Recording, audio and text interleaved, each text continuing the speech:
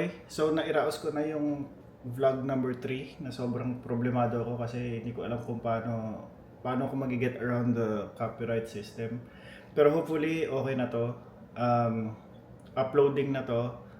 Ang problema ngayon, since kahapon, madaling araw na kami nakauwi, tanghali na kami nagising ngayon, which is today is dapat yung vlog number 4. Tanghali na kami nagising, pagkagising namin, well ako, kumain lang kami, bumili ng dog food, tapos nag-edit na ako. Ngayon lang ako natapos, 11 PM na sakto. 11 PM na sakto, wala pa akong nagagawa. Ang dami kong kailangan gawin. Magliligpit ako ng gamit, the usual chores. Mag-iimpake kasi aalis kami bukas sa sobrang aga. Di pa kami nagde-dinner pati. Ay, tignan natin kung paano ko masasurvive to.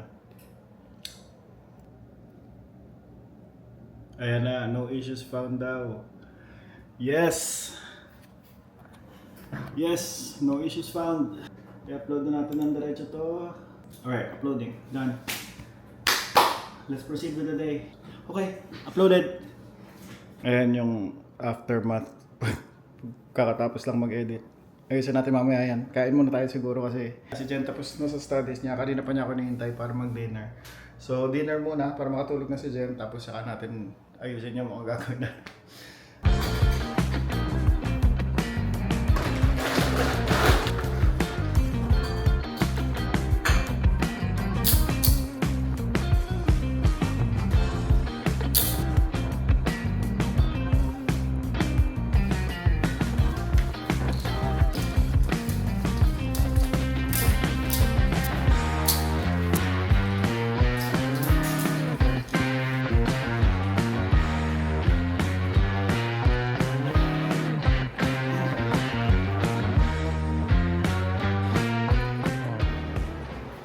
Okay, change of plans. Since tulog na si Jen, nandun yung mga damit syempre sa kwarto. Hindi na ako makakapag-impake. Siguro bukas na yung impake. Linisin na lang natin to and then my day is done, baby.